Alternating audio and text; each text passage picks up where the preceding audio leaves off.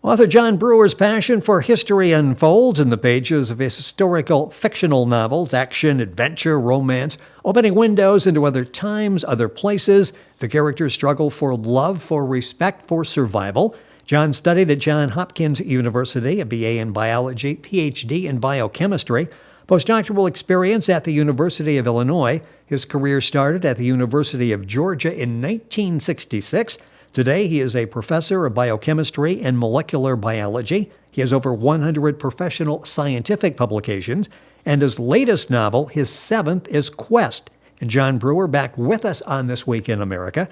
By the way, our past interviews with John are available on YouTube, iTunes, and Google Play. You can link directly by going to our website, thisweekinamerica.us. Back to talk about his newest book, number 7. It's called Quest. John Brewer with us on the program. John, welcome back. It's always great to have you with us on the program. Thank you. Thank you. Oh, one slight correction. I retired October 1, so I'm now Professor Emeritus. That is interesting. That's why when we scheduled this, you didn't have to check the class schedule and everything. You've got a little bit more free time now. That is interesting, which will give you time to work on number 8, and I'm sure that you're doing that. We'll talk about that a little bit later in the course of the program. Number 8 is written, but never mind. Let's go on to number 7. Let's talk about number 7, Quest, and it's a really interesting read with great detailed characters, as you always have. Talk about the time period here and Joe Stallings, who's a real interesting guy who's got a pretty serious dilemma, a dilemma that on the surface many of us would like to have, but when you get below the surface, you find out this is not necessarily a really good problem. Yeah, well, it's contemporary, set in northern Nevada, modern times, fairly recent, maybe even a little in the future, but contemporary. Now, how was that for you to write? I'm talking about the historical novels, and we've done Matthew Dobbs' Esquire, Terpsichore, Millard Village, L.C., Goodman's Croft, Pilgrim's Journey, Golden Mary, books that John has written about and we've talked about on the program. This one is Quest, so you're stepping out of that time frame that you've written in the past. Talk about the mindset and going ahead and deciding to do something more contemporary nature. Well, it's based on a real history mystery. About 1900, some people went into this cave near Lovelock, Nevada. They wanted bat droppings. Apparently, San Francisco's a big market for bat droppings. Don't ask me why. I don't know. But they dug down about 4 feet and they started finding bodies. And eventually it was excavated archaeologically, but it was wretchedly done. There were about 40 or 50 bodies there. And the Paiutes, the neighboring Indian tribe, had a legend that these people, who they said were very tall and had red hair, lived on the shores of what was then a lake, which has since dried up. And they hunted ducks and ate tula plants. And the Indians decided these people were cannibals and chased them into the cave, built a fire at the entrance, and suffocated them all. So my character in the book is going to try to investigate this history mystery, a real one, and using modern scientific techniques, which, by the way, really ought to be done, but I don't see anyone doing it. Well, it's interesting. I mentioned Joe Stallings. That's the main character. He's trying to finish his PhD. Talk about his background and what led him to actually look into this and to try to make some sense by studying DNA, to try to put some of these pieces together. Well, he starts out, he's very shy, very withdrawn, very quiet, no social skills whatsoever, and through various misadventures winds up with a selfish, exploitative wife and discovers she's unfaithful and divorces her, and she turns out to be nasty.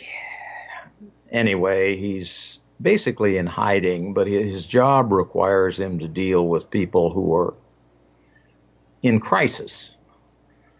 It's a DNA testing facility to see basically either if the child has a genetic disease or if the child is actually the son or daughter of the presumed father. And he has to deal with this, and over time he opens up a little bit. But his boss wanted him to try. This was his boss's idea at the University of Nevada. Wanted to use modern DNA sequencing techniques, and they're very modern, to see what the ethnicity of the bones that were found 100 or so years ago was. Because if you look at the web, you'll see this skull of a very tall man. And my wife basically did a forensic reconstruction from that to show, given red hair, blue eyes, clean shaven, what this guy must have looked like when he was alive. He's long-headed. That's characteristic of modern Northern Europeans. And that's on the book cover, and your wife does a number of book covers for your books. The book is Quest. The author is John Brewer. His website is historomance.com. You can link on directly by going to our website, thisweekinamerica.us, and you'll see that that drawing that John's wife did that's on the cover of Quest. I mentioned that Joe's got this interesting relationship. He's got the wife. He's got a couple of associates that we'll talk about that come along during the book, and he's got sort of a relationship going with them. And I said he's got a lot of women in his life. For some people, that's a good thing. If you've got somebody trying to kill you, that's a bad thing. Talk about the relationship with the wife, which is pathological is probably a good word you could use to describe her. He eventually concludes she is an intensely controlling personality. And when he found out what she was doing, what she was talking about with her friends, he put a voice-activated tape recorder in their apartment. He decided to divorce her, and she just went off the rails. She was threatening him, and eventually, in the book, she and some boyfriend of hers smacks him over the head and locks him in the trunk of a car and takes the car out into the desert. And it's only by the greatest good luck that he lives. That was a bad mistake. And he eventually finds that another young woman, his quest is for love, of course, was at the University of Nevada about the same time. And if they'd met, maybe things would have turned out very differently. But she, it turns out, has an ex-husband who is a psychopath. And this lady is Penny, and she is an assistant at the museum. Talk about the relationship at the museum, and that's how he meets Penny. Yeah, they have this connection, this bonding, and then he finds out she has a past as well. Yeah. And her boyfriend is, toward the end of the book, there are two encounters with the boyfriend, which eventually, let's say, ends the problem there. But by then, Joe has connected with his ex-boss, who was fired because she couldn't relate to the clients. She was afraid to. She was afraid to open up emotionally to them. Eventually, she gets over that, but that's through her relationship with Joe. And so that relationship develops, and I won't mention the last part of the book. I want to keep something. You need to do that, and that's why it's always challenging in talking about novels, especially John's, because they're twists and turns and great storylines. If you go too far, it's like, well, okay, there's no sense reading the book because that clown on radio that was hosting the show just gave me the ending for the book. So the book is called Quest. It's new from John Brewer. His website is historomance.com. Of course, you can link onto our book by going to the website thisweekinamerica.us. It's interesting. We talked about some of the women, Stacy, the ex-wife, Penny, the assistant director at the museum. Talk about hope, because Joe's got another woman into his life. Yes, this is his former boss. She was eventually fired. Not quite sure why, except that she's very unpopular. She just doesn't interact well with people. Joe winds up having to do all the work. And eventually, the folks in management decided we've got 2 PhDs, because Joe has gotten his PhD by then. Why do we need 2? Joe is doing all the work now. Let's just make him the director. So they fired her. And Joe befriends her.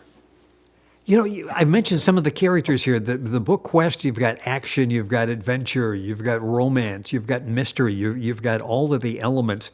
As someone who's writing that, how difficult was it to juggle all of the different storylines? Because there are a number of storylines that you've got, and including this whole mystery and analyzing the skull that we talked about in the beginning of the program. How difficult was it to keep track of all the different storylines you've got going?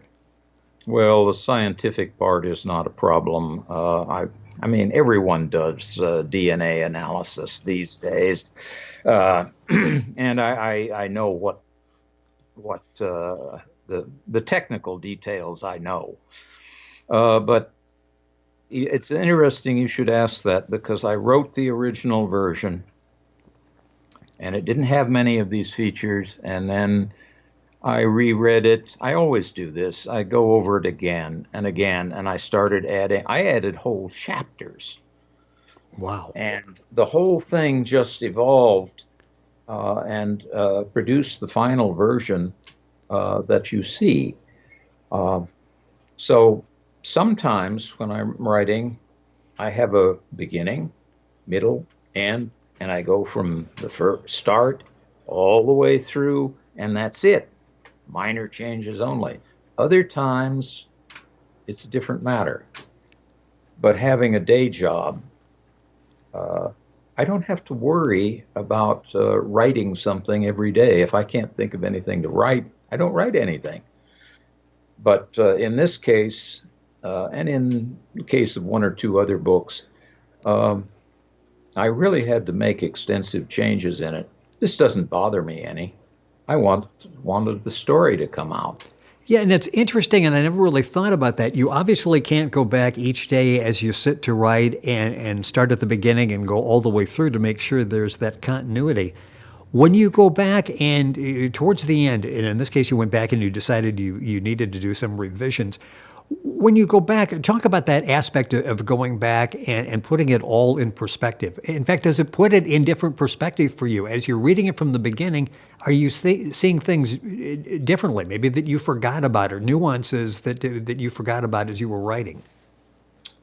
I have this in my head, and I go over it in my head, and I suddenly realize, wait a minute, I've got to make some changes. And as I said, I added a couple of whole entire chapters. Yes. And I rewrote parts of it to integrate everything. So I suppose it's kind of scatterbrained in a way, but I like the final product. I think in my own feeling, it was well plotted, and it made sense, and it was all realistic. So it's not fantasy. No, it's not fantasy, and you really did an excellent job. I don't know what you added, but in reading, you've got all the elements that we talked about before, including characters that we understand, we can relate to. They're very well drawn out. This was book number 7. It's Quest. John Brewer, our guest on the program. A couple minutes left in the show. You've got plenty of time now. What are you working on? Number 8, you say, is already done, and I'm sure you're looking ahead to 9, 10, probably even 11 at this point. I've started writing 9, but 8 is called Badgerstown, and that's also contemporary. It's coming of age, young man growing up in East Central California, unknown town, not mentioned. And he's about to graduate from high school. He's class valedictorian. He's engaged to this woman. This classmate he's very much in love with. He's got loving parents, and then everything falls apart. And he winds up serving in Vietnam as a medic, and that's rather accidented, shall we say. And then it's broken up by a R&R tour in Taiwan, Taipei, with his buddy, which is slightly insane. And then he comes back home, discovers his fiancée is no more. She's dumped him.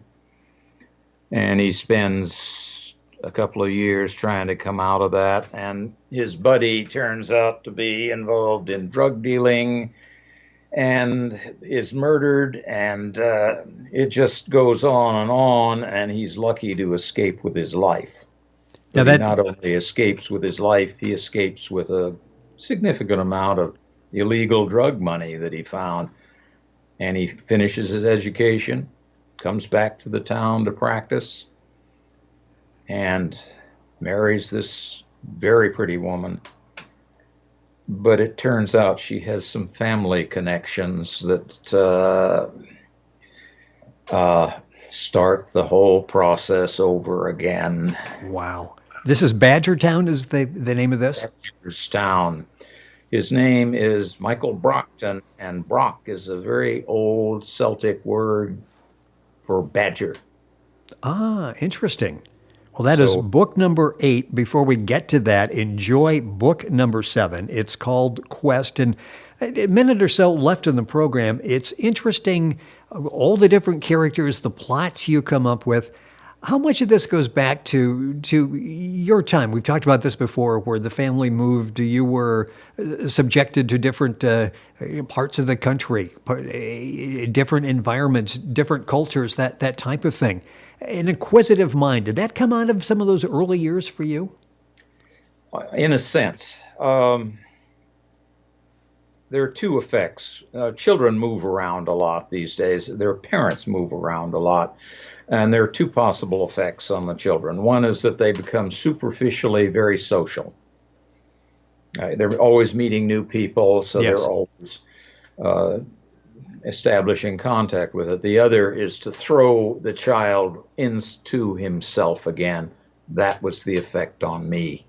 So I had this head full of stories, and that's how I grew up. But I was interested in science always and became a scientist. That's how I made my living. Well, the stories were always there. And the stories are coming out.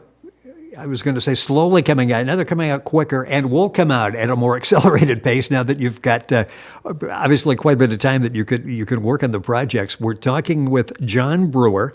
His website is histo, romance.com. You can link on, of course, and get information at our website, thisweekinamerica.us. His newest book, novel number 7, is called Quest. His wife has done an excellent job on the book cover, as she's done with so many of John's books.